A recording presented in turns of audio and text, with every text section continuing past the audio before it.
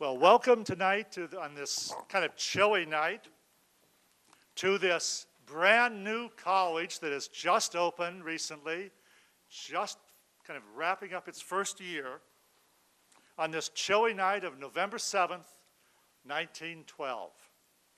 This has been a fascinating year with lots of really interesting events, some of them great and unfortunately some of them not so good.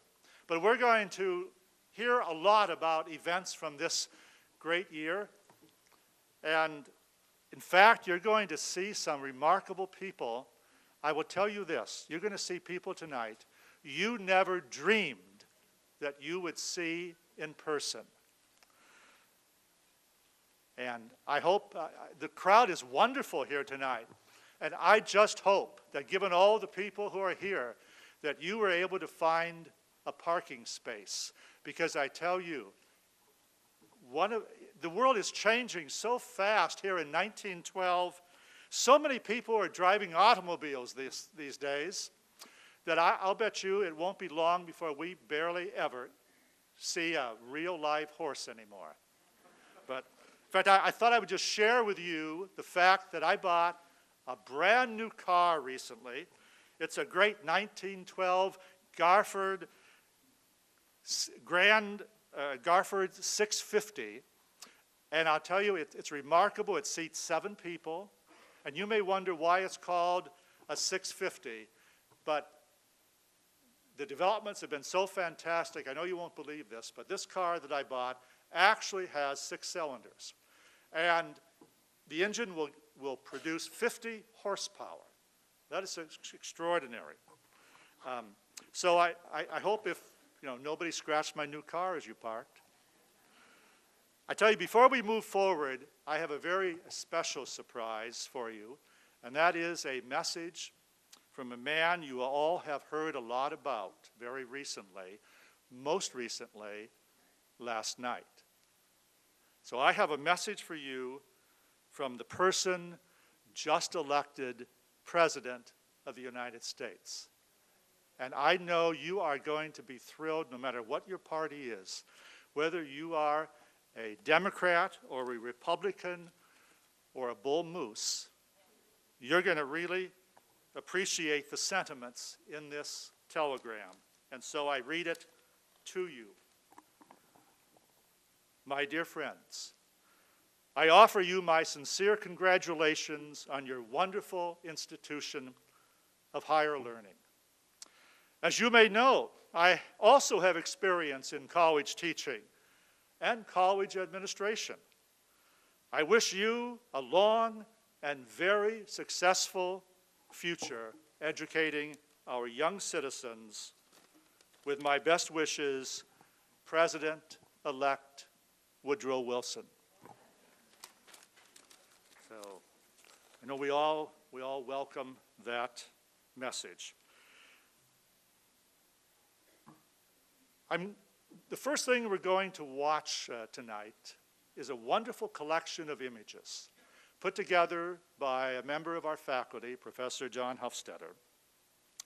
And again, we're going to marvel at the technology because these images are actually going to move. And who would have thought of it, just a few years ago, that we could have moving pictures? In fact, I'm sure I'm not alone here in really enjoying stopping in at my local Nickelodeon there in Westbrook and seeing a film. In fact, just this past weekend, I saw a really entertaining movie called The Old Actor, starring a young actress named Mary Pickford. You may have heard of her. Let me tell you a little something about Mary Pickford. She's 20 years old. And in the last 2 years alone, she has made 175 films. And I offer you my prediction that before long, Mary Pickford is going to be recognized as America's sweetheart. So if you have a chance to see a film with her, I encourage you to do that. And so now let us see through the wonders of modern technology some images from this exciting year of 1912.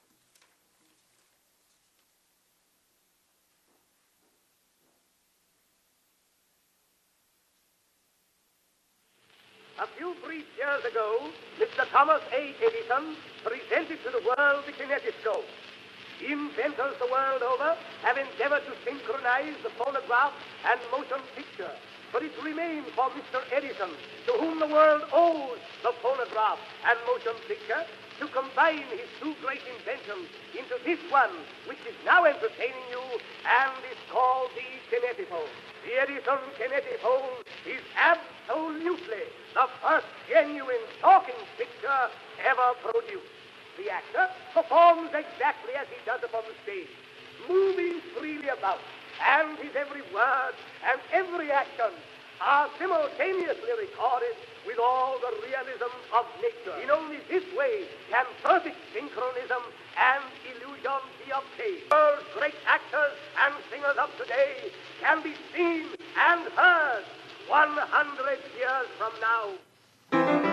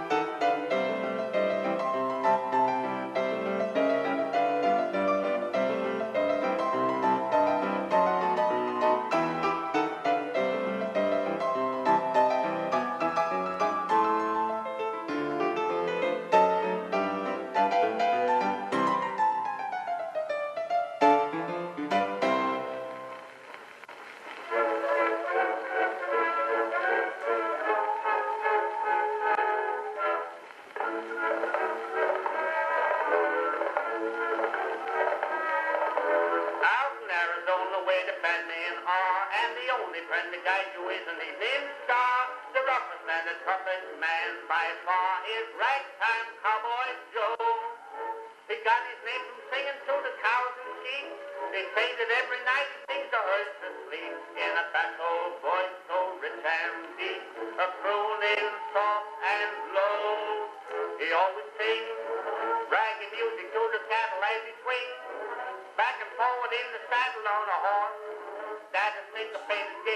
is such a funny eager to roll his repeater how they run. When the hair is done, because the Western folks all know he's a highfalutin, rootin', shootin' son of a gun from Arizona, ragtime Cowboy Joe.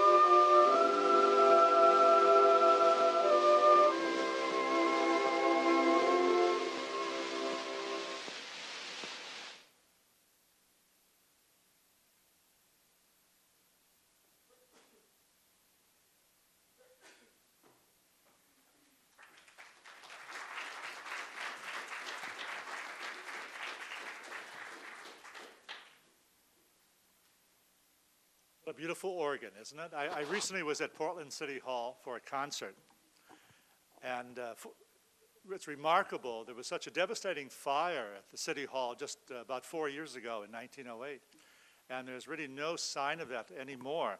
But the best part of that concert was listening to the beautiful music by this new organ, so recently installed, known as the Kochmar Organ.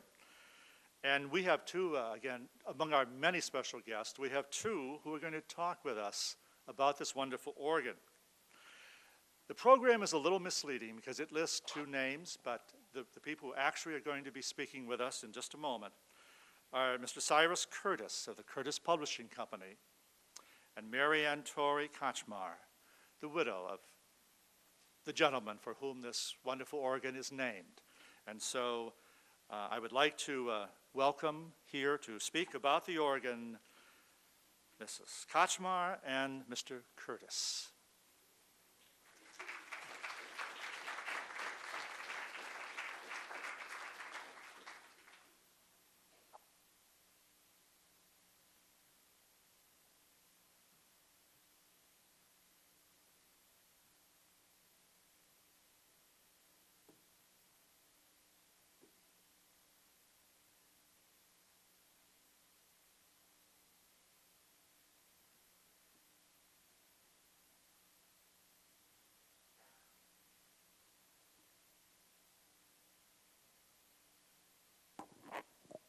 Good evening, and welcome to the opening of the new City Hall Auditorium. My name is Cyrus Curtis. I was born in Portland and now living in Philadelphia as owner of the Curtis Publishing Company, which produces Ladies' Home Journal and the Saturday Evening Post. It is a pleasure to be back for this great event. As many of you know, my father was instrumental in bringing Mr. Hermann Kochmar to Portland. Born in Finsterwalde, Germany, he arrived in Boston as a member of the Saxonia Band. My father was so taken with this gentle, spirited man and his rare talent that he persuaded him to come to Portland. As you know, he lived with my parents and was practically a member of the family, hence my name, Cyrus Hermann Kochmar Curtis. He had a powerful impact on the cultural life of Portland, bringing European musical traditions to our fair city, as well as being a dedicated musician, teacher, and composer with a great deal of humility. He gave of himself tirelessly to all.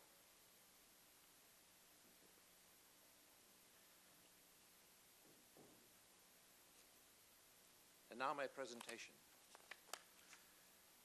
Mr. Mayor, I present to the city of Portland, through you, this memorial to Hermann Kochmar, who for more than 50 years was preeminent in this city as an organist, composer, and teacher, a man who was loved by all classes for his kindly spirit, his high ideals, and his devotion to music. He cared little or nothing for material things or for fame. He never sought them. But here is his monument. A monument to one who did something to make us better men and women and to appreciate that indefinable something that is an expression of the soul. And now it is my pleasure to introduce the widow of Hermann Kochmar, Mrs. Marianne Torrey Kochmar.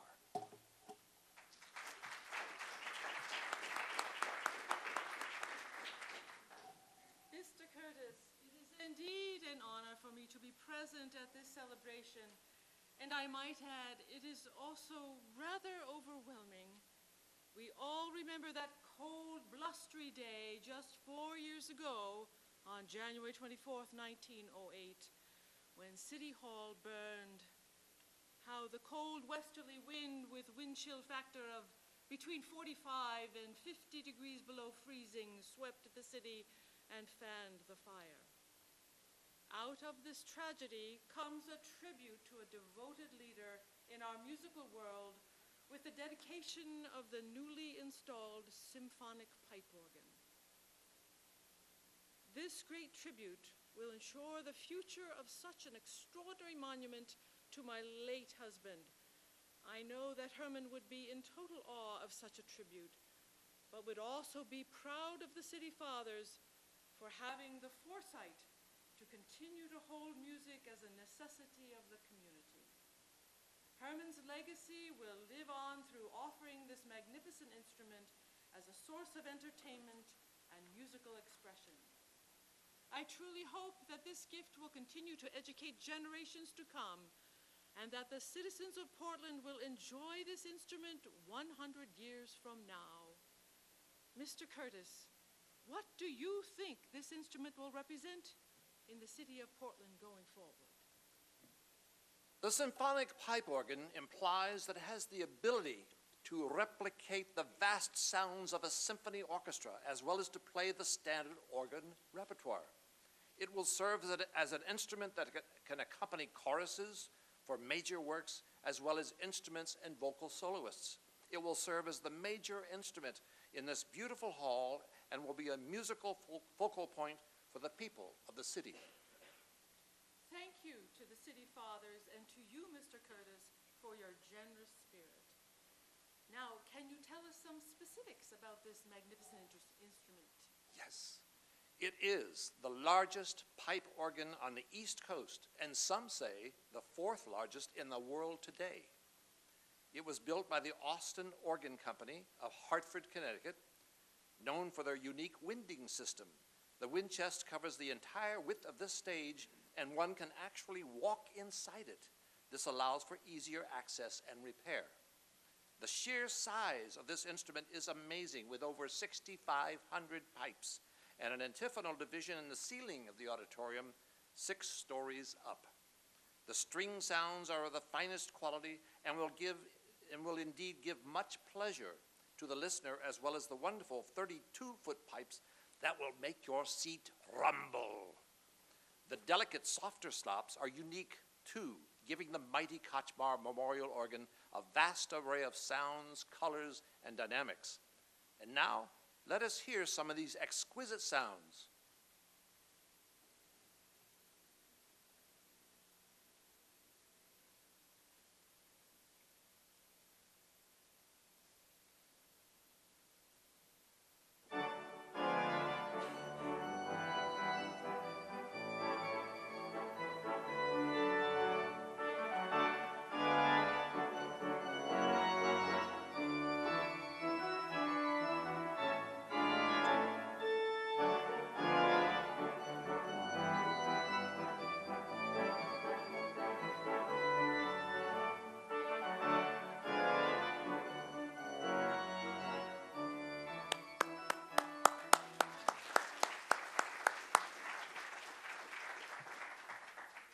My name is Russ Burley.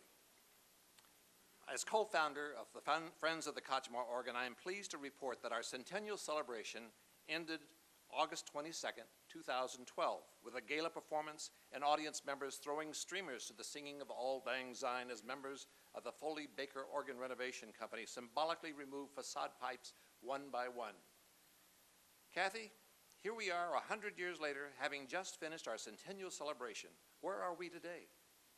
Thanks to the City of Portland and the efforts of Friends of the Kochmar, the mighty Kochmar will undergo a complete renovation over the next 2 years. The city agreed to match up to $1.25 million for the renovation, and FOCO has raised almost that to date and continues its efforts to complete the renovation portion of the campaign for the King of Instruments, going forward to raise at least $1.5 million more for endowment to secure the maintenance of the instrument and carry on our programs and education programs. This process started in 2007 with a review of the organ by 7 panelists representing organists and organ builders from all over the country. It was the Kochmar Symposium 2007, a blueprint for the future. As a result of these 3 days, a unanimous vote from the panelists was that the Kochmar was indeed a survivor and a national treasure very much worth renovating. FOCO went to work with a request for proposals and a major capital campaign effort to raise monies for a complete renovation and endowment monies to sustain the organ's future programming and care. Foley Baker Incorporated, a nationally recognized organ builder of Tolan, Connecticut, took 5 weeks to remove the organ and is now working to refurbish all of its parts and pieces. And Kathy, what is Ray Cornels, Portland's 10th municipal organist, doing until the organ comes back in 2014? Funny you should ask. Ray will be performing his traditional Christmas with Cornels concert at 2 locations in December. And I was just in Lewiston today visiting with him at the Basilica, December 11th at the of St. Peter and Paul, and at St. Luke's Cathedral in Portland, December 11th and 18th. I hope you'll join us there. In addition to these concerts, there will be a shorter summer series in 2013 at different locations and focused education programs are continuing in area schools and branching out to all other areas of Maine and New Hampshire. Updates on the renovation will be incorporated in lectures and presentations throughout the state. This concludes our presentation. Ladies and gentlemen, thank you very much for your attention. There are some postcards about the upcoming concerts upstairs, I believe, when you leave, so be sure and take one along and join us at one of our 2 Christmas concerts. Thank you very much.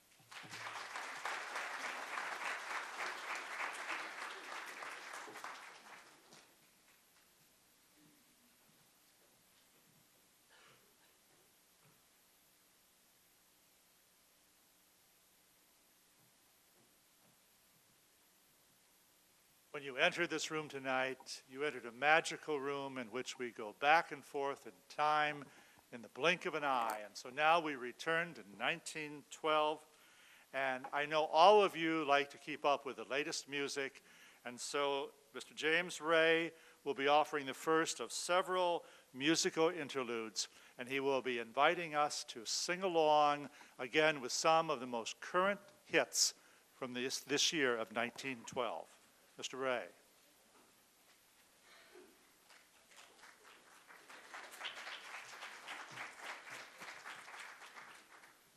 Good evening, everyone, and thank you. It is a great honor to be here this evening to entertain you with a medley of melodies dating back to 1912. I am James Ray, the retired husband of the brilliant and beautiful Dr. Janice Ray.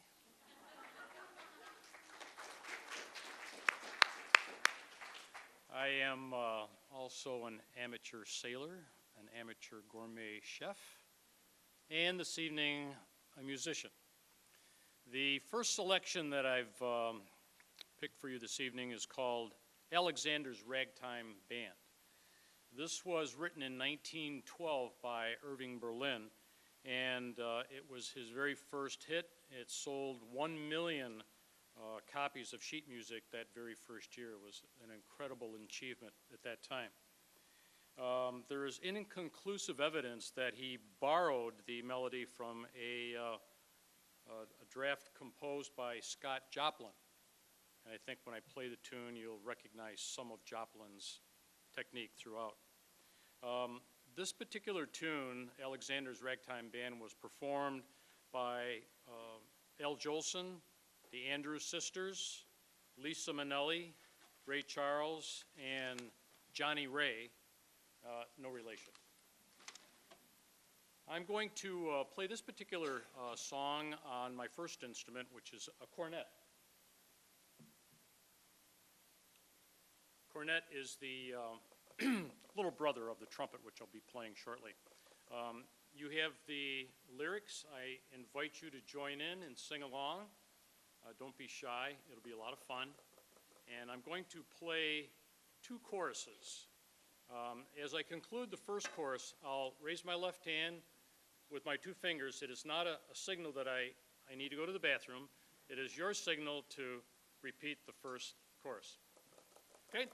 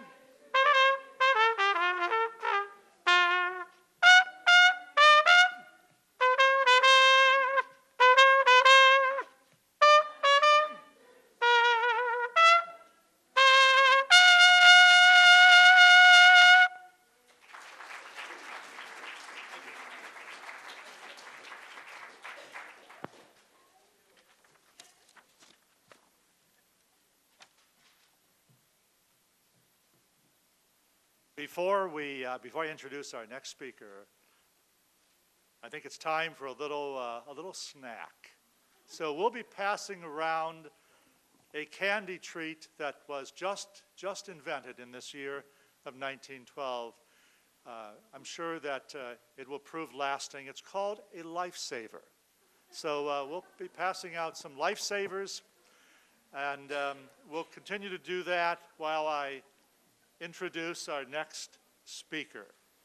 We were going to pass them out a little later, but I thought it might be unseemly to distribute Lifesavers close to when the captain of the Titanic is speaking. So we're doing it earlier. We try to be sensitive to these things. The next speaker is a truly great baseball player, a star outfielder with the Boston Red Sox, tremendous defensive player, great hitter. I predict that he will someday make it to a wonderful organization. Perhaps it might be created and called something like the Baseball Hall of Fame in the future. So I present to you Mr. Tris Speaker, who's going to talk about this wonderful new ballpark just opened not long ago at all. It's called Fenway Park.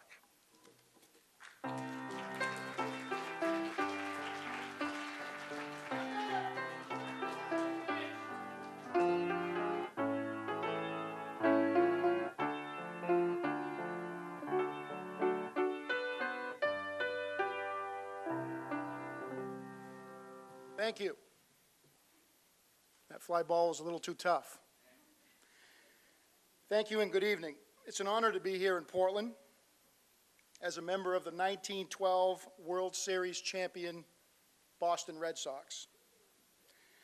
I've been asked to speak with you tonight a little bit about myself, about the opening of Fenway Park, and about our 1912 World Series championship. But before I begin, let me congratulate all of you at St. Joseph's College on the founding of this great institution.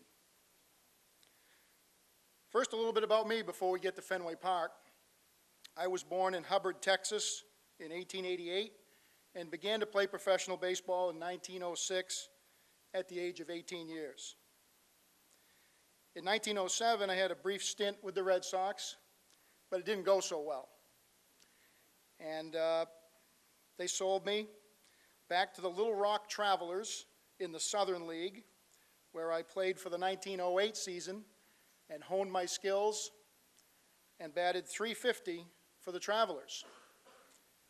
I did so well that at the end of the 1908 season, the Red Sox purchased my contract back for a whopping sum of $750, and I've been with the Red Sox ever since.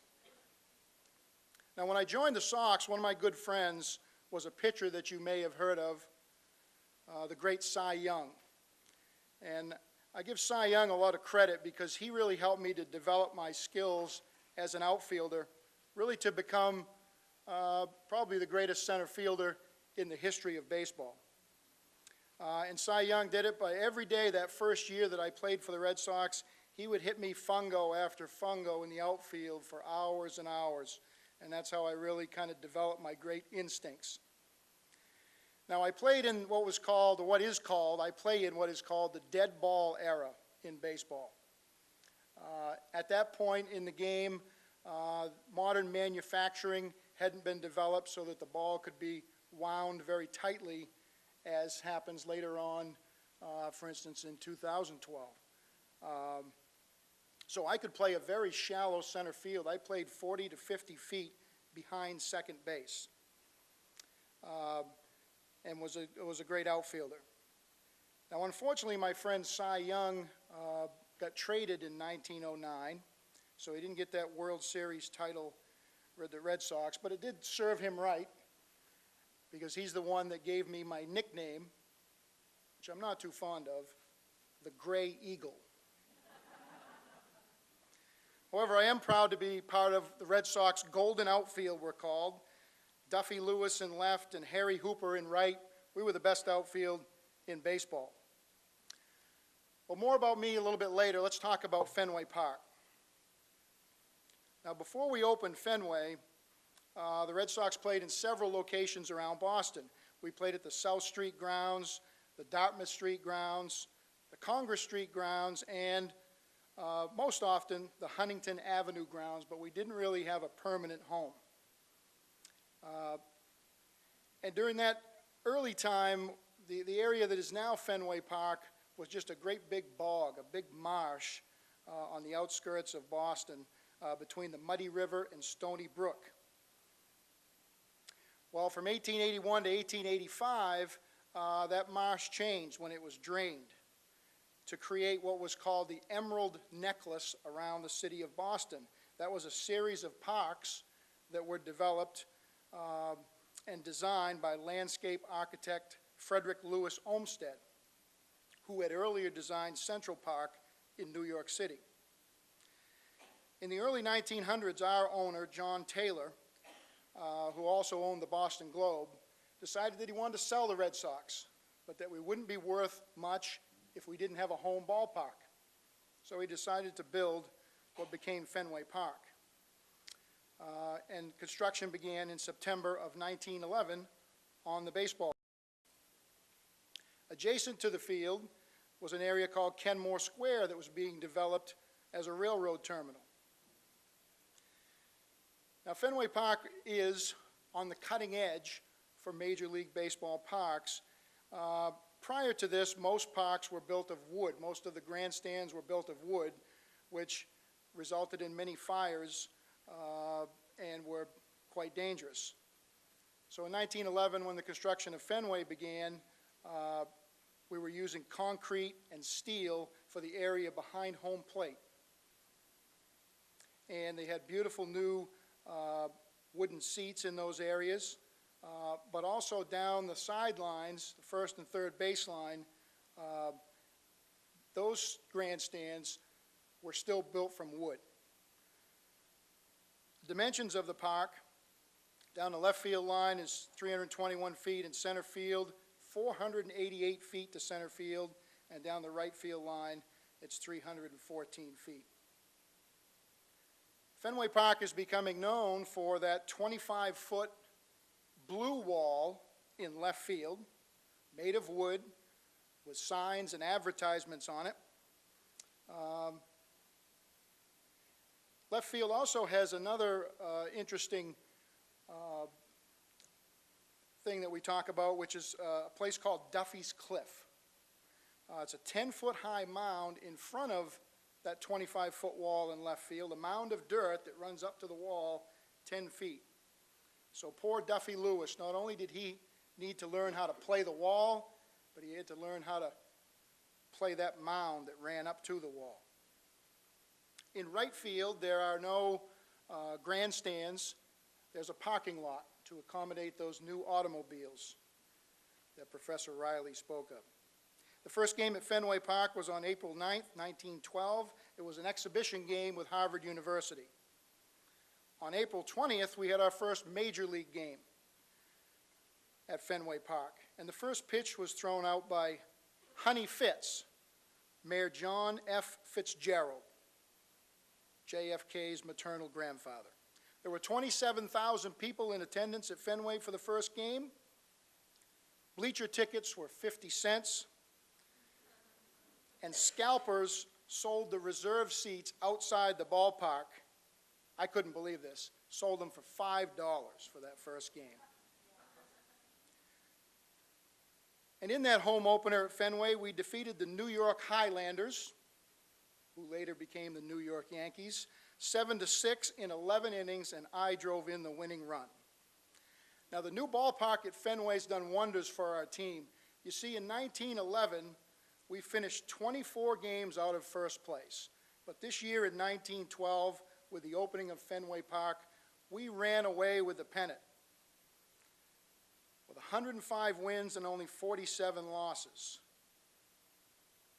As you might have read, we just won the World Series, defeating the New York Giants and a pitcher named Christy Mathewson 3-2 in the 7th game of the World Series in the bottom of the 10th inning at Fenway Park. And I hit .383 this year and won the Chalmers Most Valuable Player Award for Major League Baseball. 1912 has been a great year for Fenway Park, for Tris Speaker, and for St. Joseph's College.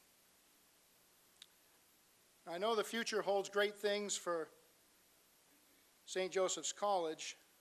Let me tell you a little bit about the future of Tris Speaker. In 1916, he was traded to the Cleveland Indians when Red Sox owner Joe Lannon asked him to take a 50% pay cut and go from $18,000 to $9,000. Cleveland offered Tris a $40,000 contract, making him the highest paid player in Major League Baseball at $40,000. In 1916, his first year with the Indians, he batted .386, but the Red Sox won the World Series again. By the end of Tris Speaker's career, he was considered one of the finest outfielders ever to play the game. He rivaled Ty Cobb as the best all-around player in the game of his day. He still holds Major League Baseball records for most outfield putouts at 6,706, most outfield assists at 449, and interestingly enough, because he could play so shallow in center field, only 40 feet behind second base, the most outfield double plays at 139. Babe Ruth would later remark that he, on several occasions, saw Tris Speaker throw out runners at first base from center field. Just a remarkable outfielder. But also a great hitter with a lifetime batting average of .345, an on-base percentage of .428, 3,514 hits, and still a major league record 792 doubles. And amazingly, he never struck out more than 25 times in a single season. In 1937, Tris Speaker was elected to the Baseball Hall of Fame. Congratulations again on the opening of St. Joseph's College. Good luck in your next 100 years and beyond, from the Boston Red Sox.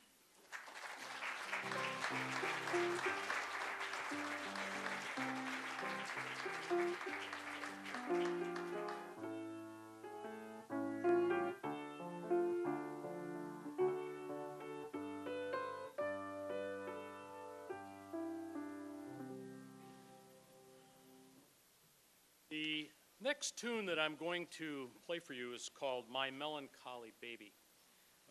This was published in 1912 and it was performed that same year by a gentleman by the name of William Frawley.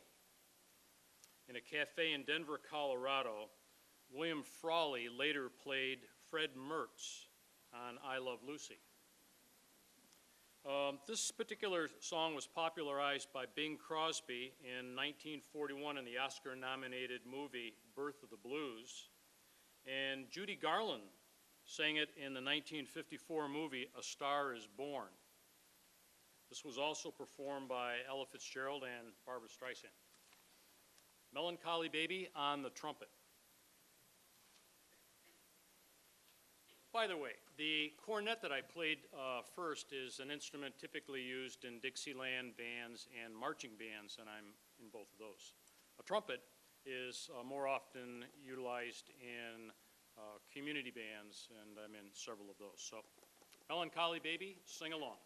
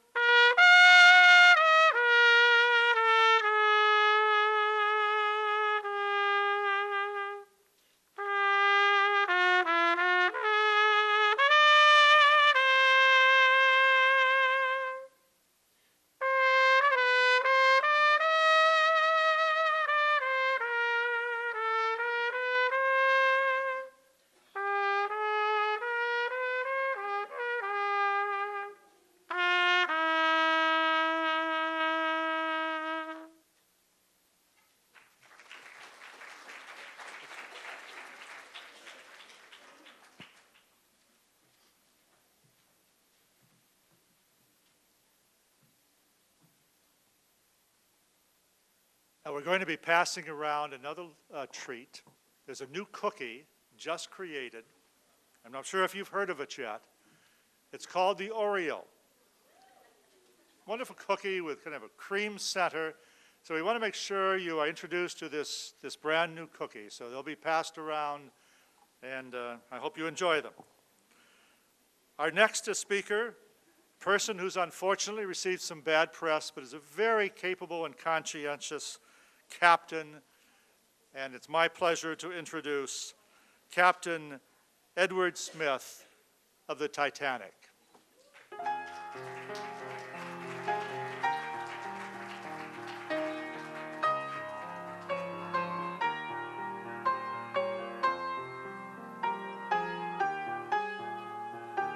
Just have to play that song, don't you?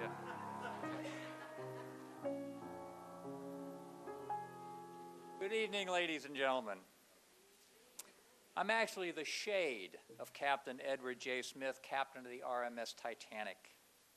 Captain Dave Watson, who I understand is an employee of St. Joseph's College and a fellow sea dog, conjured me up from my watery grave just 400 miles south of Newfoundland to tell my tale of woe to all of you here tonight on the occasion of this college's 100-year anniversary, which, coincidentally, is the 100-year anniversary of Titanic's demise. He also was good enough to loan me his old uniform, which is close to what I wore in 1912. Now, in my day, I was known as the millionaire's captain, because wealthy patrons would sail the Atlantic only if I was in command. In addition to my seafaring skills, which were numerous, I was also known for my quiet flamboyance. Titanic was my fourth sea command. I had the privilege of commanding all of the White Star Line's biggest and newest liners over the previous 27 years. We departed the Southampton docks on April 10th on Titanic's maiden voyage, with over 2,200 passengers and crew on board. The first 4 days of our voyage passed without incident. We did receive reports of ice floes in the area, and because of that, I posted warnings on the bridge and altered course a bit to the south to avoid what I thought would be the biggest ice concentration. Our speed remained at 21 knots, which is about 26 miles per hour. Neither Mr. Ismay, the chairman of the White Star Line, who was aboard at the time, nor I believe we should jeopardize our on-time arrival in New York by slowing down or diverting further south. It was a clear, moonless, and dark night with hardly a ripple in the ocean. If there had been any wind, our lookouts might have spotted the iceberg as waves lapped its sides. Unfortunately, the iceberg was spotted too late to avoid. My first officer, who was on the bridge at the time, turned the ship, but it was too late to avoid a glancing blow to our starboard side. We struck the iceberg shortly after 11:40 p.m. on April 14th, 1912. The ship's designer, Thomas Andrews, reported that 5 of her 16 watertight compartments were breached, and it was his firm belief that the Titanic sank in just under 2 hours. Much later, it was discovered that we sustained a 300-foot gash below the waterline. In fact, there are some that surmise that if we had hit the iceberg dead on, even at 21 knots, we might have survived, because only one compartment would have been crushed and flooded. Now, some said at the inquiry after the sinking that I must have suffered a nervous breakdown or suffered from indecision in some way because I did not issue a general order for evacuation, nor did I inform my senior officers of the gravity of the situation. I also gave unclear and oftentimes contradictory orders to my officers. For instance, one officer heard me issue orders that only women and children were to be put on the lifeboats. Because of this and other confusing and conflicting orders, many boats were launched only partially filled. Now, it was common practice in 1912 to carry only a minimum number of lifeboats. This really is because lifeboats interfered with the passengers' scenic views of the ocean. We carried 20 lifeboats, which were enough to accommodate just over 1,100 people. Remember, we had 2,200 people on board. This number actually exceeded the British regulations in force at the time. Even so, if the boats had been filled to capacity, we could have saved an additional 500 people. Now, I also had only 38 able-bodied seamen out of a crew of over 800. The rest were cooks, stewards, engineers, people that worked the fires for the coal and the boilers. This didn't leave many of the crew who were proficient in the launching of the lifeboats. I have to admit, I also canceled a scheduled lifeboat drill days earlier. And I have to accept full responsibility for the tragedy. Even though I can name a number of people or circumstances with which to share blame. But when all is said and done, it's the captain who is ultimately responsible and accountable. Few landlubbers can grasp this concept because they are used to there being extenuating circumstances and degrees of blame. Not so at sea. I also must say that because I went down with my ship, the court of public opinion spared my memory the total share of the blame for the sinking. Mr. Ismay, the White Star Line's chief executive who survived the sinking, was branded as a coward for the rest of his life for surviving.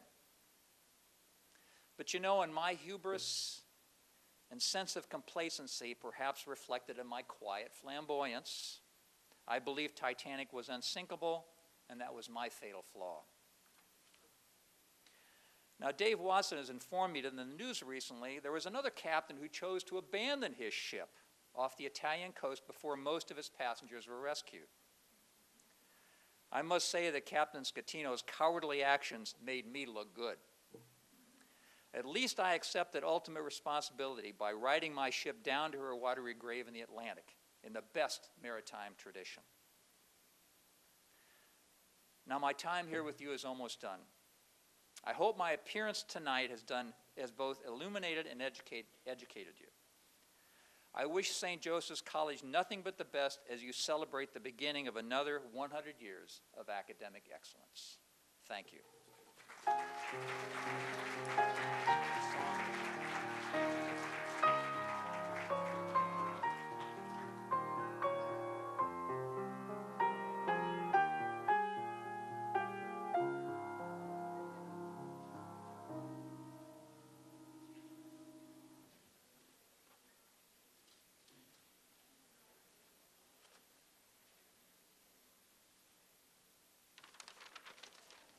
The next tune that is on our program is entitled When Irish Eyes Are Smiling.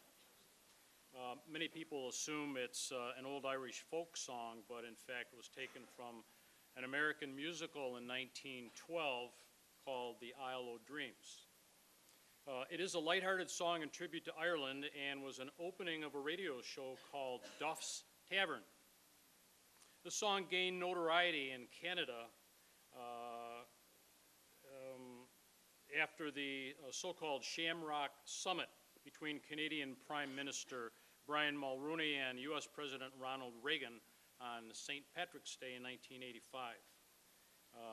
This particular song has been performed by notable artists such as Bing Crosby, Connie Francis, and Roger Whittaker, and it has also been used in over 30 movies. I'm going to perform When Irish Eyes Are Smiling on a flugelhorn. Flugelhorn really came into being in 1912. It started out as a bugle, and it evolved over a period of years into a three-valve instrument called flugel. And you may think of the sound as a cross between a French horn and a trombone. Please sing along.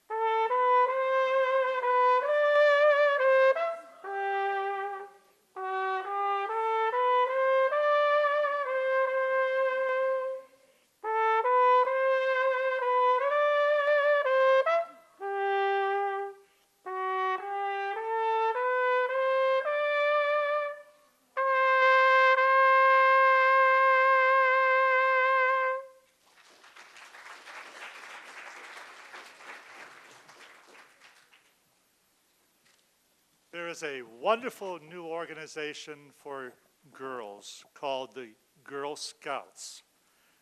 I am concerned, though, that not many people really are aware of that organization yet. And certainly the appearance tonight by its founder, Juliet Gordon Lowe, will help to address that problem. But being somewhat interested in public relations, I would like to suggest that perhaps you might popularize the Girl Scouts more if you maybe developed a practice of having them distribute something. Maybe that would be a good idea. Maybe cookies, perhaps. That might work. Well, it's my pleasure to introduce Juliet Gordon Lowe, the founder of the Girl Scouts. Juliet Gordon Lowe. Okay.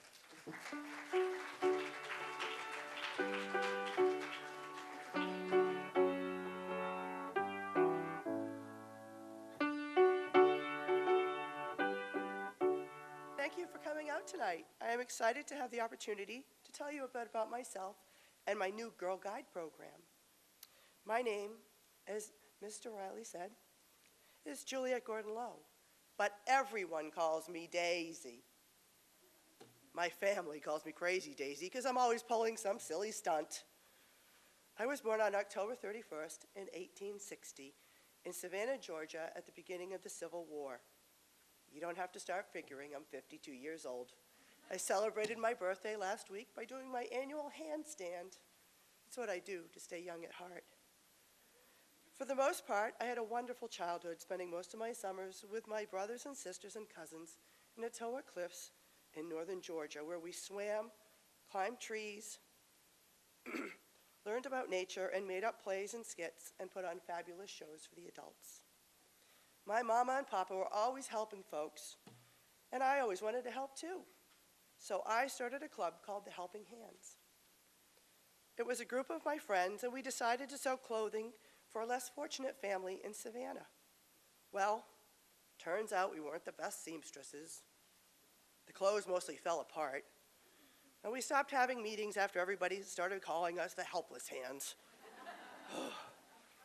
I spent most of my school years at several boarding schools, and finally attended Mademoiselle Charbonnier's French finishing school in New York City, where I learned everything I needed to know to be a proper Victorian lady.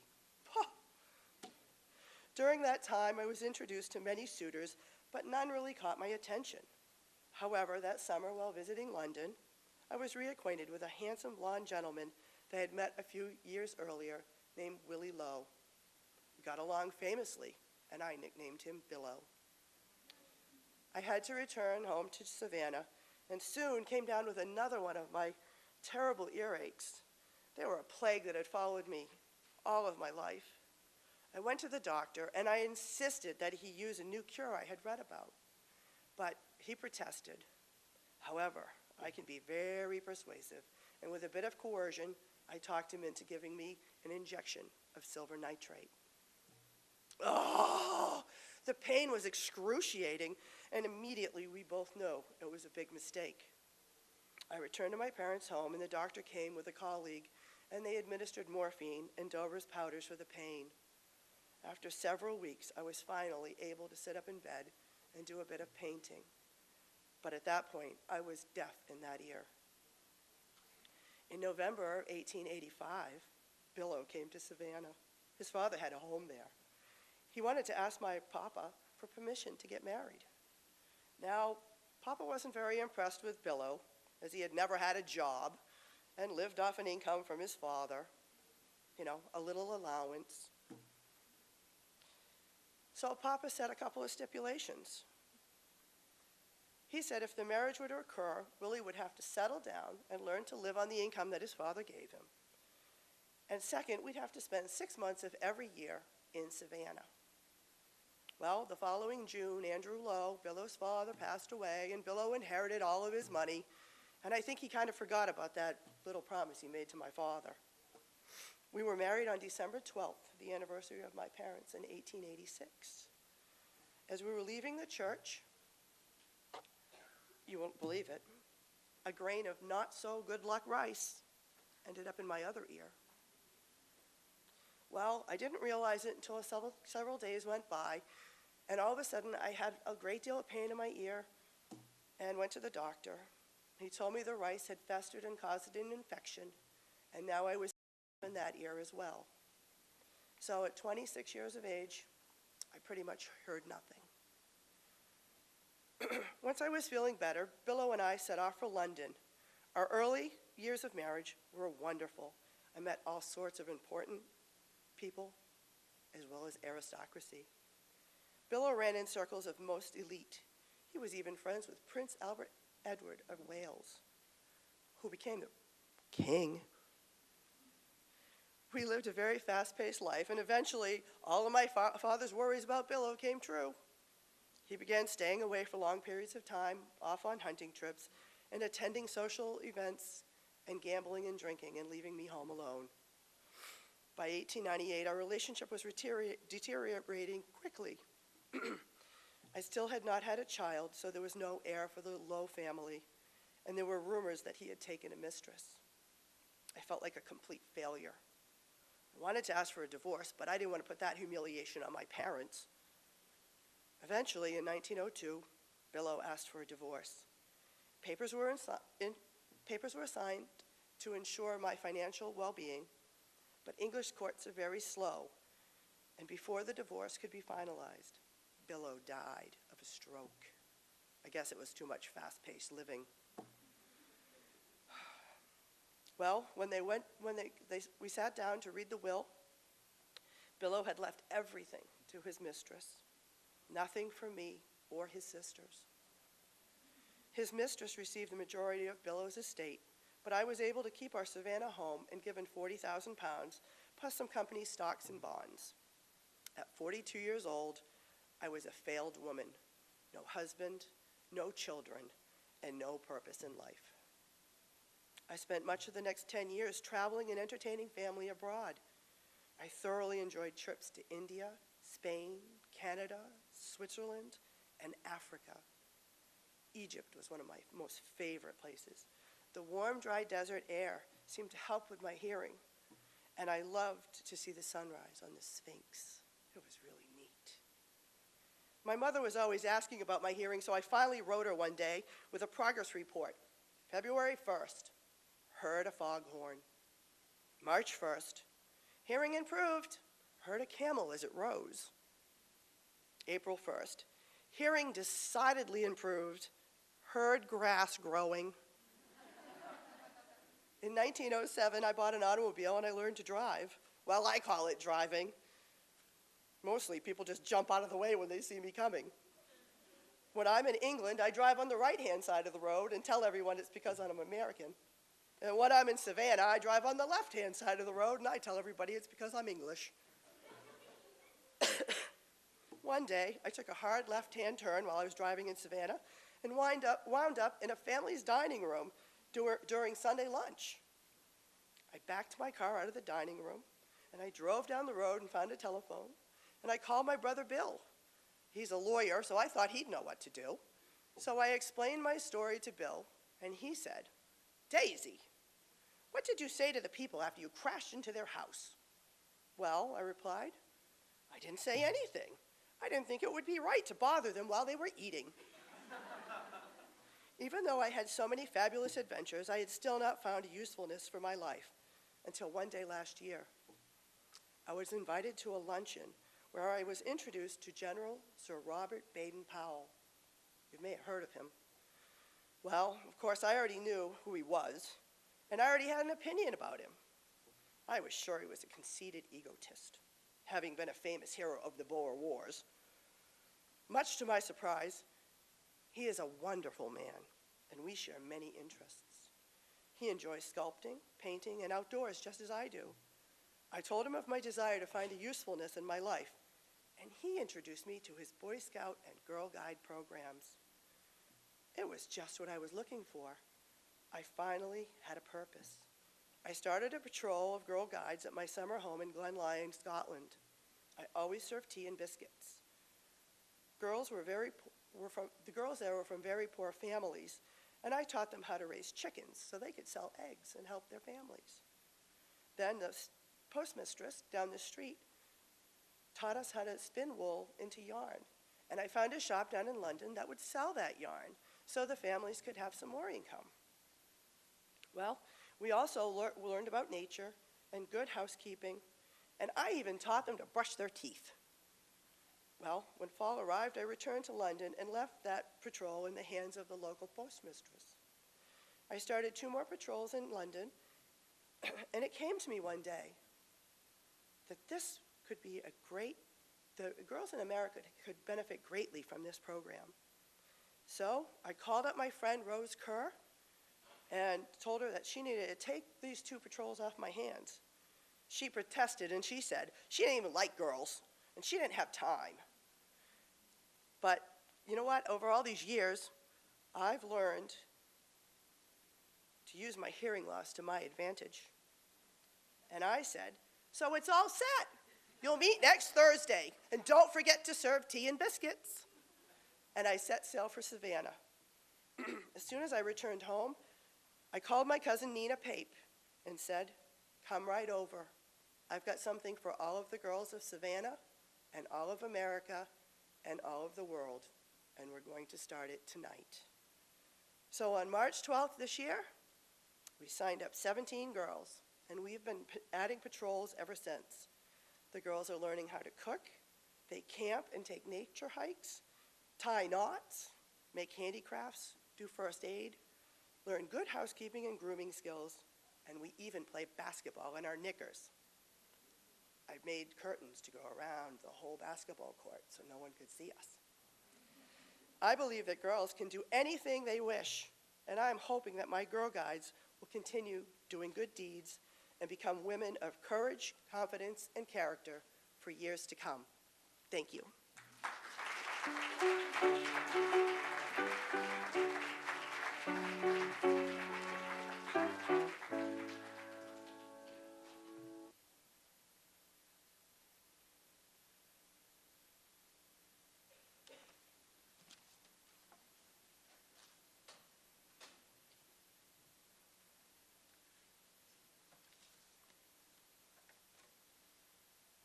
This next particular song is now called Moonlight Bay. It originally started out as a title called Sailing on Sebago Lake. That's actually not true. I just made that up. Thought it would add some depth to the program. Moonlight Bay was published in 1912, and it was often sung in a barbershop quartet style. This song was popularized by Doris Day and Gordon McRae in the musical film On Moonlight Bay, and it was also performed on the Lawrence Welk Show and, interestingly, by the Beatles. I had an occasion to meet Lawrence Welk many years ago, and if Lawrence were here this evening, he'd say, ladies and gentlemen, I want you to have a special treat tonight. Take it away, Jimmy Ray. On Moonlight Bay.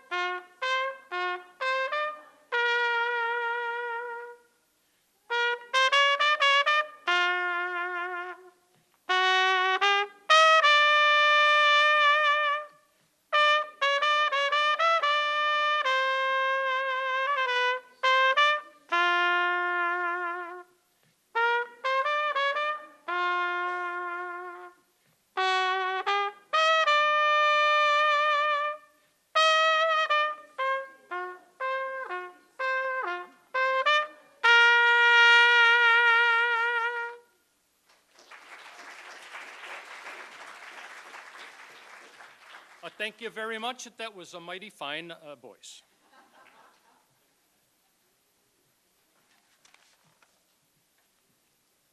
I'll remind you that just a little bit later, we'll be giving away not only a gift certificate to this new business just recently started by Mr. L.L. Bean, but also several other gifts provided by that fine business.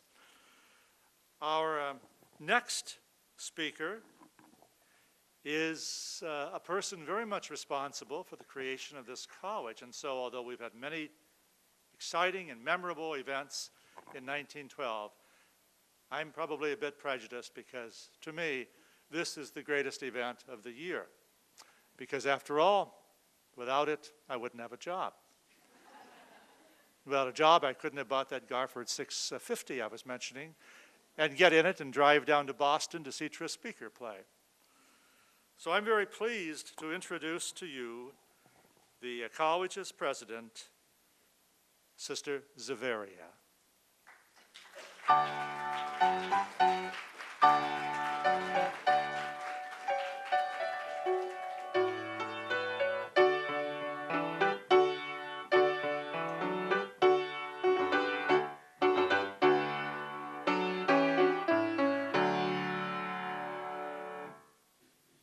Thank you so much. Good evening. It's great to be here. How pleased I am to be able to have you. My family and friends in heaven were reluctant to have me to leave because they know how much I love St. Joseph's College and pray for it many, many times. They feared I would not return to them, but I promised them I would stay only a short while and then happily go back to that eternal bliss. I must tell you a little about myself. I was born in Hallowell, Maine. Hallowell is just outside Augusta. My father's name was Thomas. My mother called him Tom, and her name was Susan. They married in 1864. Before I came along in 1869, they had buried 2 children, and then they were blessed with me. They baptized me Margaret, but I grew up known as Meggie. I had a little brother, Tommy. He was named after my father. Several years later, my father's work took us to Milwaukee, Wisconsin, where I attended elementary and high school. Despite the nice experiences I had in Milwaukee, I knew there was no place quite like Maine. So in my early adulthood, I returned home.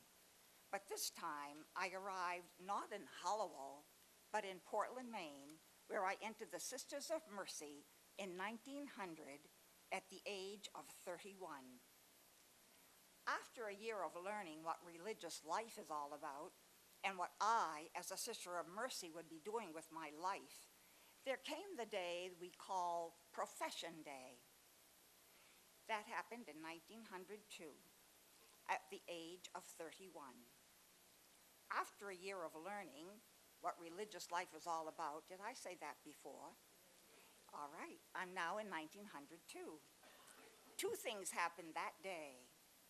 I would no longer be known to others as Maggie, but as Sister Mary Zaveria. So many have trouble with my name. I was named after St. Francis Xavier, but his Xavier is a masculine form. Zaveria is a feminine form. I know a building on campus, or should I say our campus, is named in my memory. But in 1956, those responsible went for the masculine form Xavier, and thus Xavier Hall. For the life of me, I can't to this day understand how the Sisters of Mercy would prefer masculine to feminine.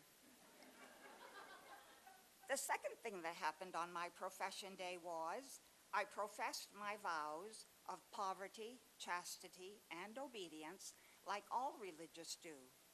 I also professed a 4th vow, as all Sisters of Mercy do, to care for the poor, the sick, and the ignorant. Oh, I know in modern day parlance you prefer uneducated. So be it. We have no time this evening to go into the difference between these 2 terms, but it really should be ignorant.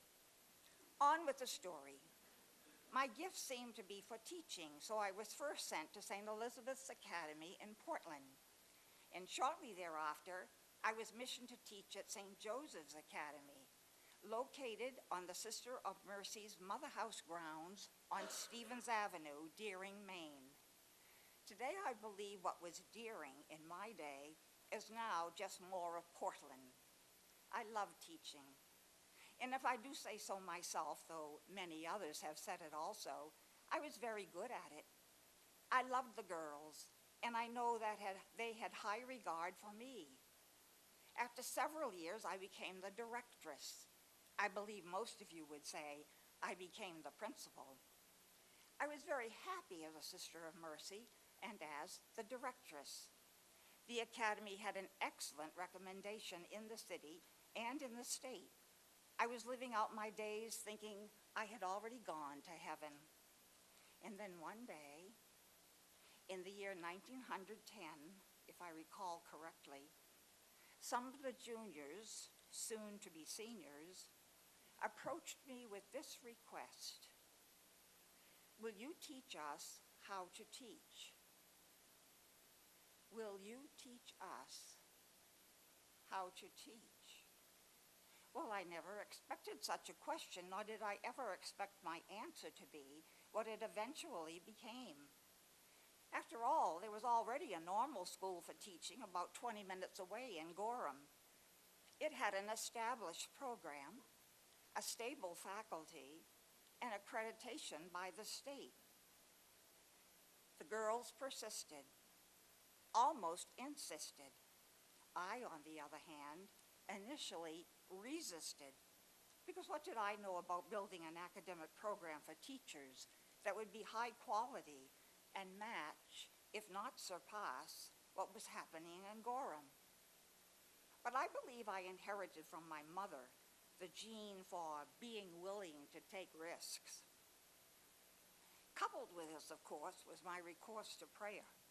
Then, consultation with my religious superior, Mother Mary Euphrasia.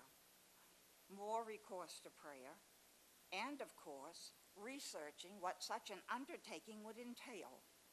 I knew we couldn't have just another teaching program. We would want this, but it had to have its own identity.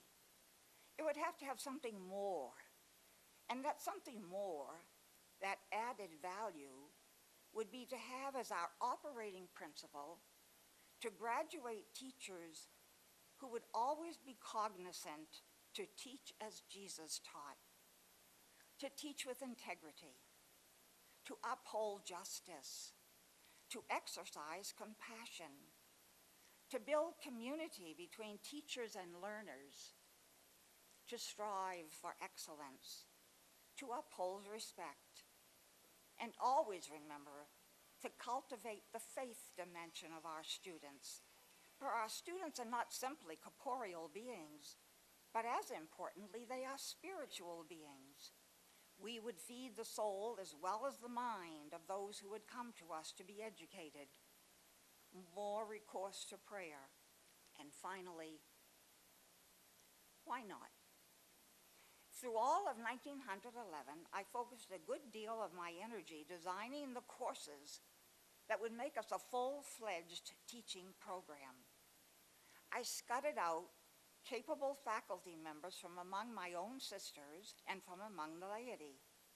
And needless to say, I continued to have recourse to prayer, believing deep in my heart, if this new venture of embarking on a normal school level education were God's work, it would prevail. If it were not, it would not. But here, 100 years later, I believe we still have an education major for both the elementary and secondary level. God be praised. Thanks be to him and his Blessed Mother. Not to forget, of course, St. Joseph, under whose patronage this work has been entrusted. It was such a wonderful experience to have this new undertaking, and I cannot tell you the joy we all experienced on July 2nd, 1915, when we received our official charter from Augusta, which indicated approval of what we were doing in the teachers program. And it said we could confer diplomas and also degrees if we would so choose at a later date. We eventually ran summer schools, which many of the sisters teaching in Maine attended. Not just Mercy's, but Good Shepherds, the Presentations, the Little Franciscans of Mary, the Daughters of Wisdom, and many others. If you have taken time to view the exhibit in Alphonse Center, there is a picture of one of these summer schools. So you see, we were not only graduating future teachers, but serving to enhance the teaching already going on in classrooms all over the state. Such a wonderful, fulfilling work of mercy we were about. Over the years, we had many outstanding graduates. Some remained single, others married and had children, and still others entered religious life as Sisters of Mercy. I'll take time to mention only two. Kathleen Marr, a 1914 graduate, later married and then became known as Kathleen Marr Dalton. Again, if you had viewed the exhibit in Alphonse Center, you would have seen one whole shelf dedicated to her and to her statewide, national, and international accomplishments. Presidents and popes were well known to her and she to them. To make this woman more personal to you, I believe there is a building somewhere near this campus named Honoratus Hall, after Sister Mary Honoratus, who was Kathleen's sister and a dear friend of mine. Sister Honoratus worked closely with me in shaping the early years of our college, and in fact, succeeded me as the second president. Another graduate I would like to highlight for you is Edith Schmidt. She and her sister Anna finished their education with us in 1917. Both went into teaching and were faithful alumni over the years. Edith spent extra time developing her gifts for art, specifically painting. Many of her works were purchased, and we are blessed with two, bequeathed to us in her will. Where are they? If you know where the library is, take a trip there. Go down back where the DVD, CD, and DV machines are. Look up to your left and behold her gifts. Two treasures for sure. Back to my story. The bishop at the time, Bishop Louis Sebastian Walsh, was very, very pleased to have this institution for higher learning in his diocese. He had been thinking for quite some time to move the residents of the Home for the Aged, which was also located on the Mother House property. He was thinking of moving them into Portland, where they would be closer to their family and friends. Accomplishing this, he offered the empty building to us, because we were experiencing larger classes each year. Gratefully accepting this generous office of the building, the sisters insisted on paying for it because, although we knew the trustworthiness of Bishop Walsh, maybe some bishop coming after him would want the building back, and that would never do. So we purchased the building, which became our home base for many years, until, in 1954, I understand, circumstances demanded even larger facilities, and this property on Sebago Lake was eventually purchased. The sisters who moved here to open this fine campus were, I understand, affectionately referred to as the Ladies of the Lake. Time is running out. So I will quickly tell you that around 1928, I came down with a serious disease known as myxedema. I did not know when my final day would be. So I assure you I worked feverishly, as the saying goes, to do all that could be done for the institution's progress before I would breathe my last breath.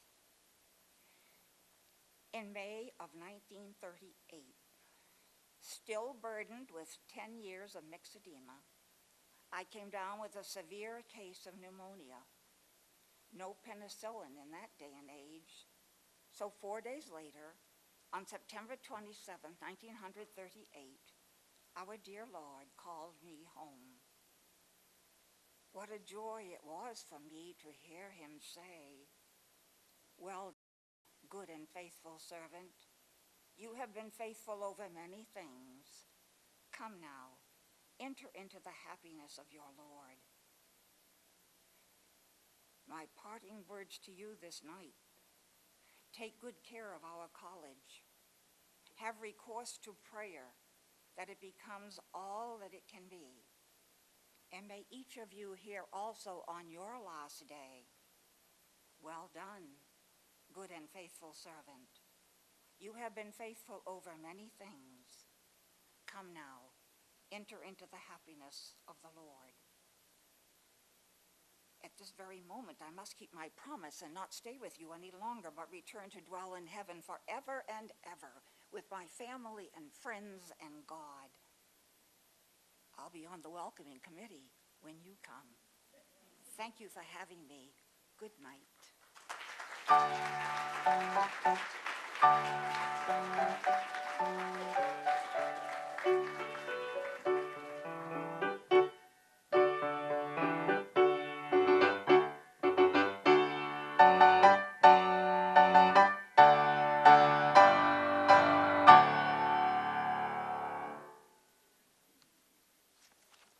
I have a special surprise this evening. This is not on the program, but I think it's appropriate. I'd like to perform a special tribute to a very special group of women at St. Joseph's College. I'd like for the Sisters of Mercy who are here this evening to raise their hand, let us know where you are so that you can be recognized.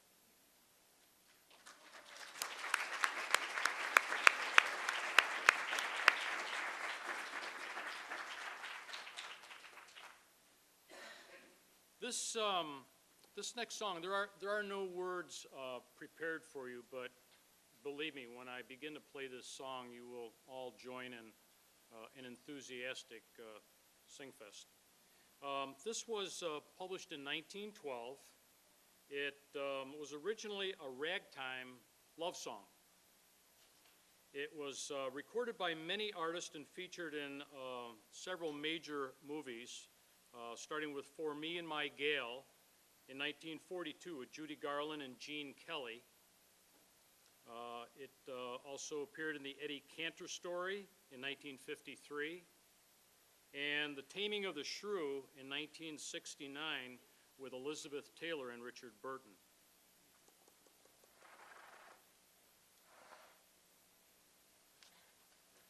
I encourage you to all sing enthusiastically for the Sisters of Mercy.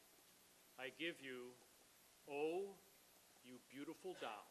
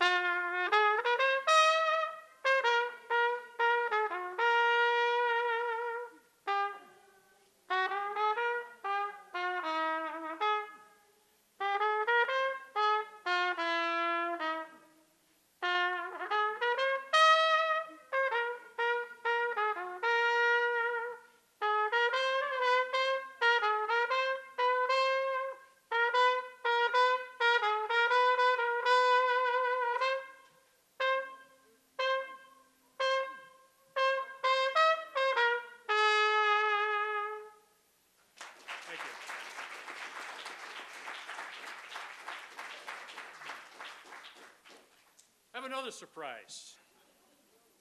My wife will agree that I'm full of surprises. As I was warming up earlier this evening, Dr. Dan Sheridan and his lovely wife Mary Ann were the first to arrive, and played a little bit of Name This Tune, and it took them only 3 notes to recognize the song.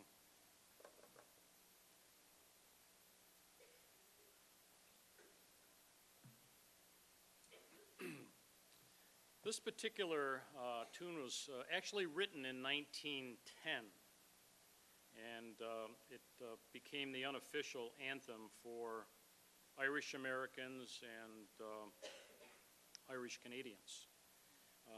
It has been widely recorded in 1940 by Judy Garland and the Glenn Miller Orchestra, in 1962 by Connie Francis, 1976 by Elvis Presley, 1987 by Tony Bennett, in 2002 by Andy Williams, and in 1953 until 1964, it was the theme song for the very popular show, The Danny Thomas Show.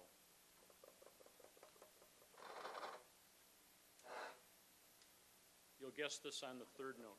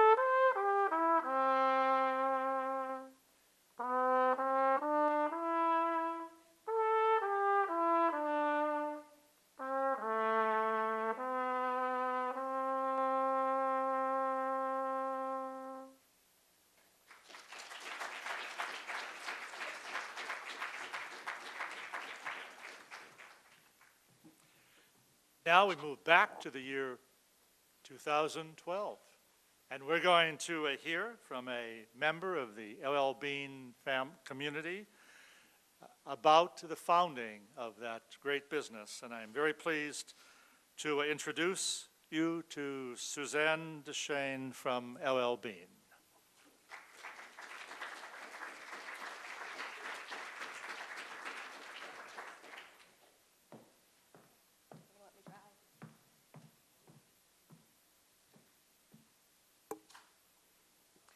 Good evening. My name is Suzanne Deshane. I'm with LL Bean. I run all of their retail marketing and events.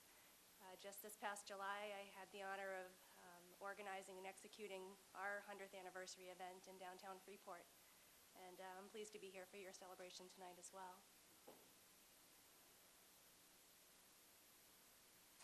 And I'm thinking the podium is hiding this, so I'm going to have to read it, which I hadn't planned to do. But it says, "Must we always teach our children with books?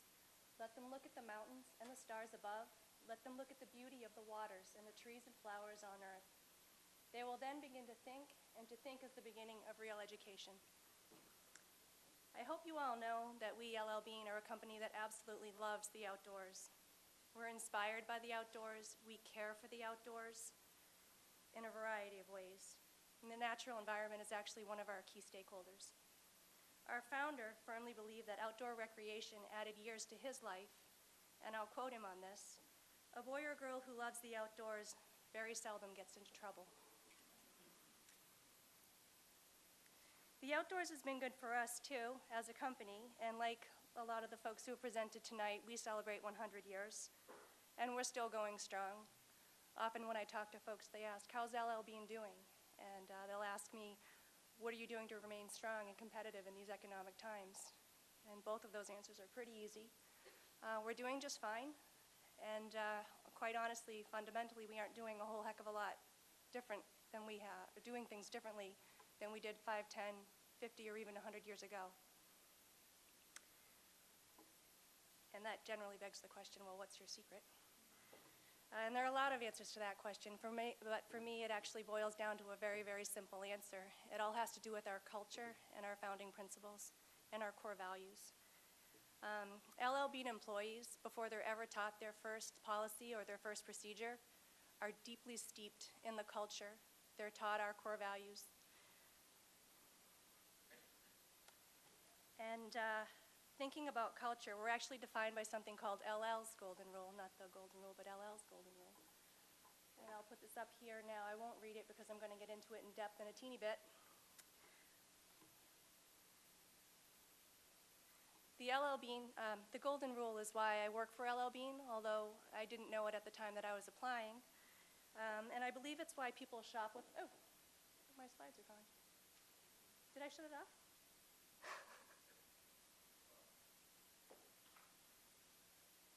I'm back. Maybe they shouldn't have let me drive. Let's try again. I believe it's why folks shop with us in good times and more so in tougher times like this.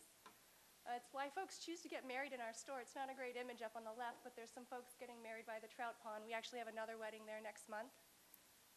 It's why when we open a store, we typically have 10 times the number of applicants that we need for the jobs. It's why the average tenure at LL Bean is 14 years or greater. I've been there for a year. Most of the folks I work with have been there for over 20. And it's why, if you look at the bottom right, when we grand open a store, our loyal customers wait in line, some of them camping out overnight in the hundreds and over up to 1,000 or so folks to be first in line to enter our new stores.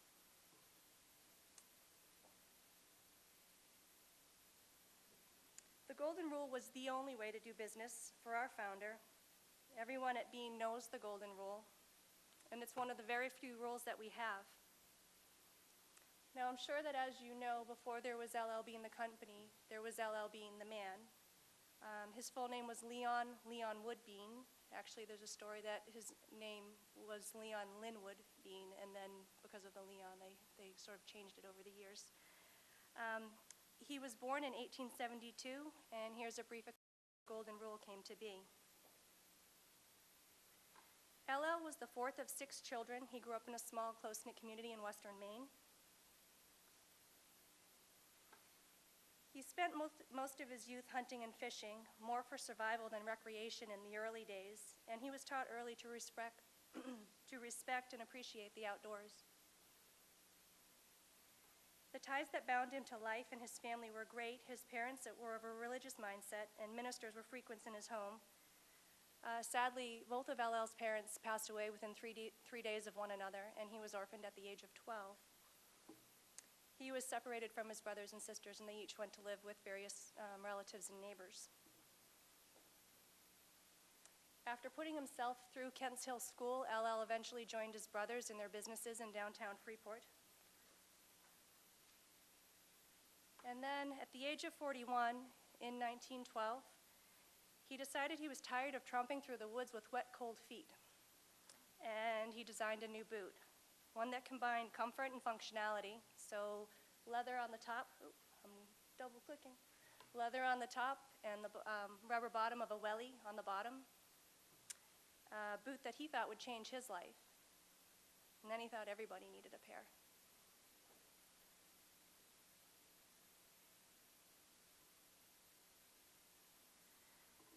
So he sent out a flyer, and he sold 100 pair of the boot.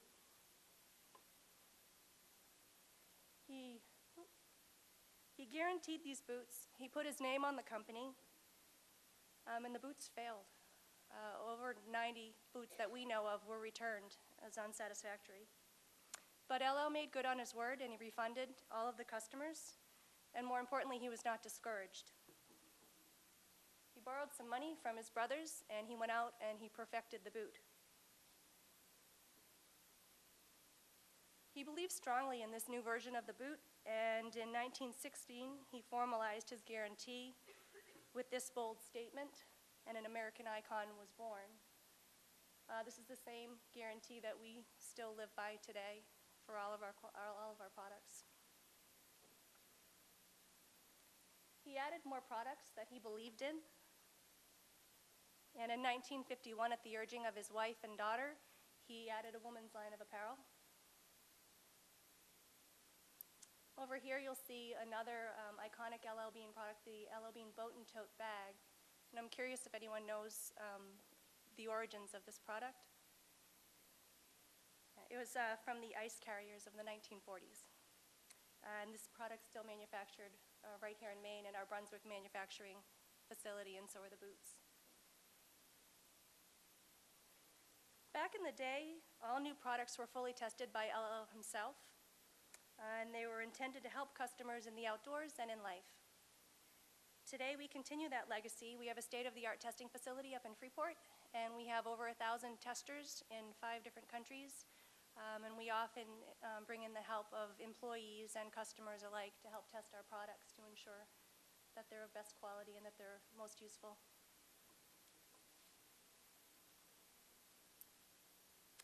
In 1967, LL passed away, and we received over 50,000 letters of condolence. So today, a lot has changed, but again, a lot remains the same.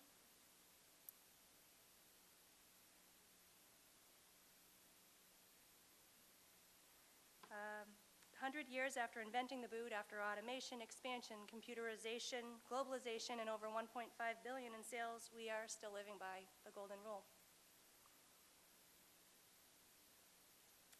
So how did we go from making good on 90 pair of failed boots and surviving and even thriving during some of the toughest economic times over the past 100 years? The answer is deceptively simple. It's simple because business is based on a single basic premise. Pretty much everything is traced back to LL's golden rule. We haven't really wavered from that over the years. You could say it's the soul of LL Bean, no pun intended. So let's look at the golden rule a little bit more in depth. Sell good merchandise at a reasonable profit. LL was an enthusiastic salesman, and if he liked something and found it to be useful, he felt compelled to tell the world about it. His reason for going into business was more about helping his fellow outdoorsmen than getting rich or making the fashion headlines. He wanted to help and to serve, to provide something of value that could improve someone else's outdoor experiences or someone else's life.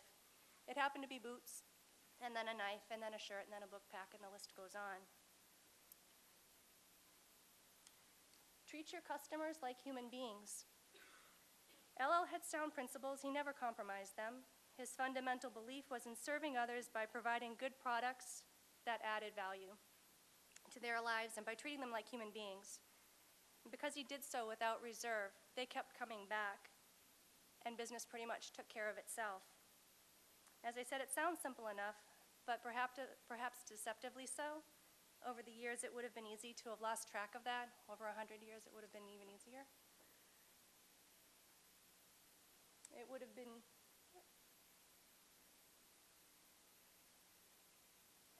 where am I here? I'm lost. And they'll always keep coming back for more, and so I already touched on that.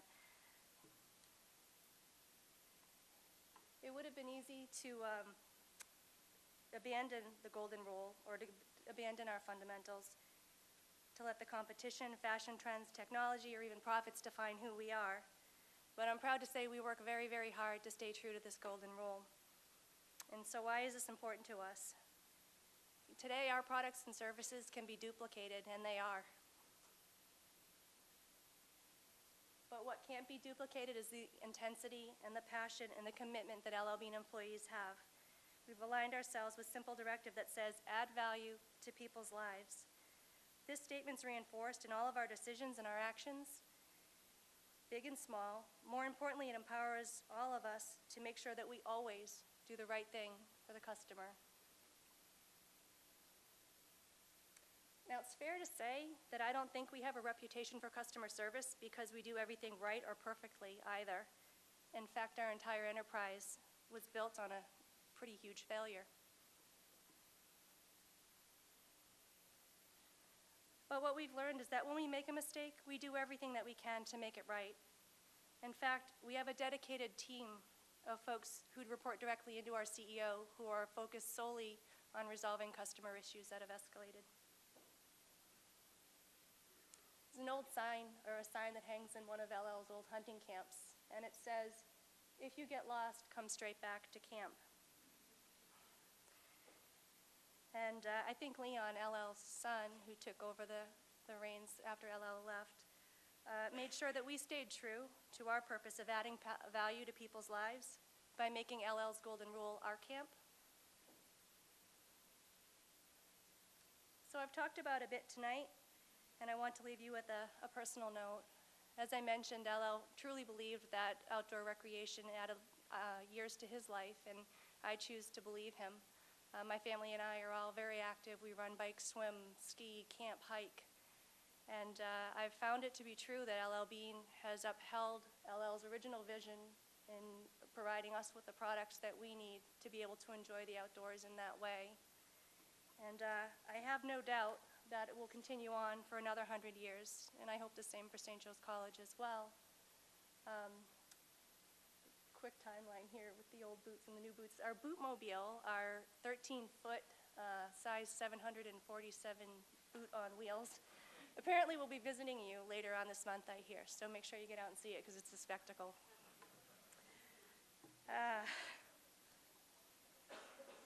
So with that, may all of your walks be more adventurous, be healthy, be safe, and as my parents said, and as I say to my children, get outside and play, because there is no bad weather, though some of you may doubt that as you walk out to your cars tonight or back to your dorms tonight, but there is no bad weather, you just need to have the right gear.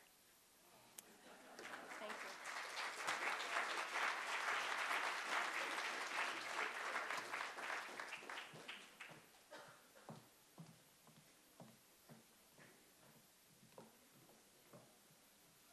Before hearing from our current president in 2012, we are going to draw some numbers to give out both a gift card from LL Bean plus several other gifts that Suzanne DeShane brought with her, and I very much appreciate those contributions to the evening. So I will ask for some assistance from Sister Zavaria and Captain Smith. And I wonder if Sister Zavaria, you may just stay right there, but if you would draw the numbers, because we all trust her, don't we, to be honest here. And maybe Captain Smith could bring me the numbers after she draws them, and I will read the number, and we'll start with the $100 gift certificate.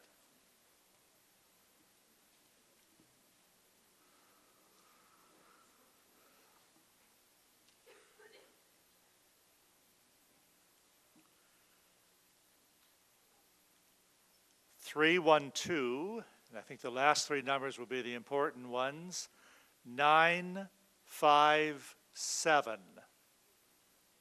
957. Would you like to come down and get the gift certificate? $100 for a nice evening of shopping at LL Bean.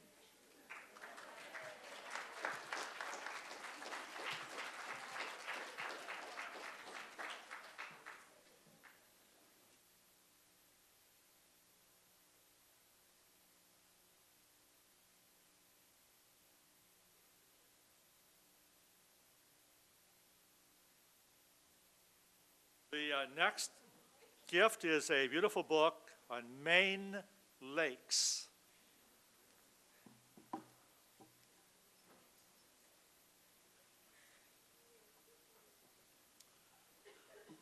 $312,964. 964. we have a winner? No? 312964. Okay, we'll have to draw again.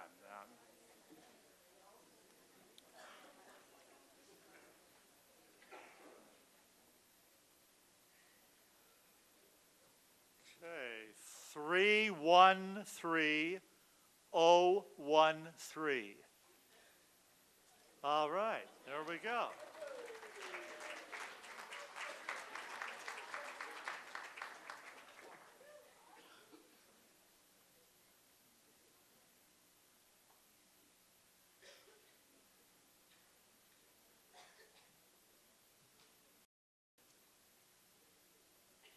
We now have a copy of Guaranteed to Last, L.L. Bean's Century of Outfitting America.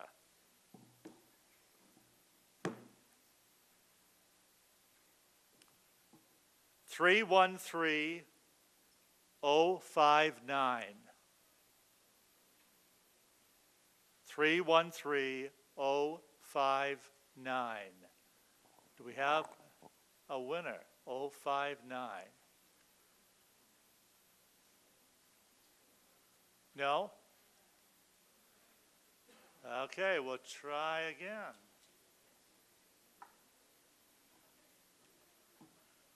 312993. All right.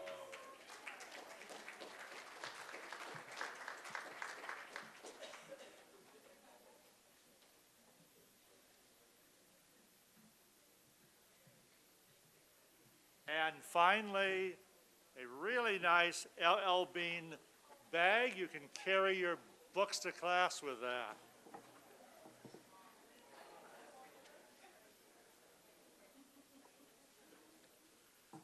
$313,055. 313,055.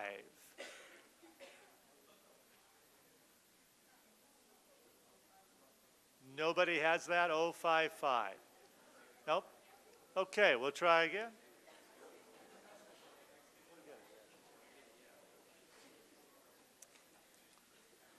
$313,010. All right, there we go.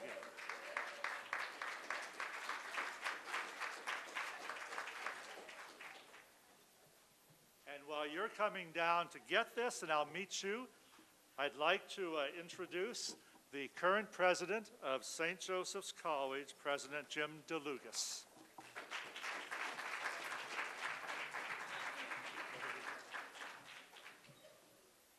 Thank you, Ed. And since all the important stuff has now happened, there's no reason in the world for anyone to stay and listen to what I have to say. But I will promise to be very brief. We've heard a number of stories this evening, most of them happy, one a little less so. That's okay. But they all have something in common. They all speak to us, if we choose to listen, about the power of dreams of various kinds. Even your sad story, Captain Smith. The power of dreams. We don't know what tomorrow will bring. We don't know what the future has in store for us as individuals or for us as a community.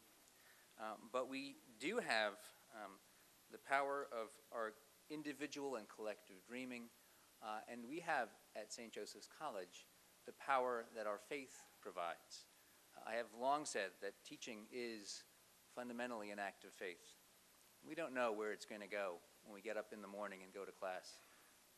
That's true, I think, for all of us and all of the various things we do each day.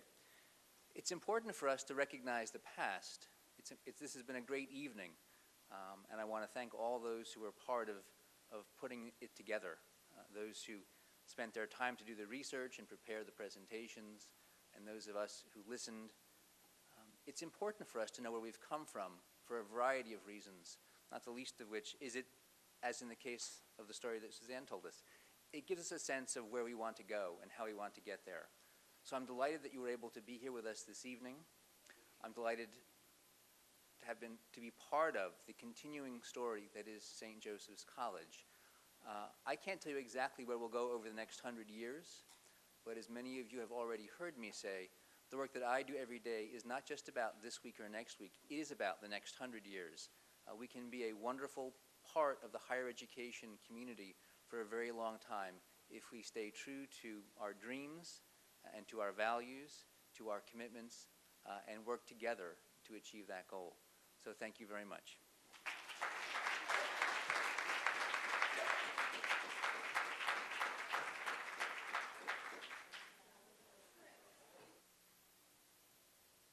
And finally, I just want to thank everybody who helped make this a great evening. I want to thank all of the IT staff, and especially Skip Williamson, who did a wonderful job here tonight. John Hofstetter for the video. Kathleen Grammer and Russ Burley for their presentation on the Kochmar Organ. James Ray for his wonderful musical interludes. Will Sanborn for portraying Tris Speaker. David Watson for bringing Captain Edward Smith back to life for us. Juanita Reed for playing Juliet Gordon Lowe brilliantly. Sister Mary George O'Toole for being Sister Zavaria. Suzanne Deshane from L.L. Bean for her appearance and gifts. Professor Scott Balcom, who's hiding back there, for his music. President DeLugas for being with us and speaking as well. And all of the members of our Academic Centennial Committee for working so hard, including passing around all of the wonderful cookies and Lifesavers. Thank you all for coming tonight. Thanks.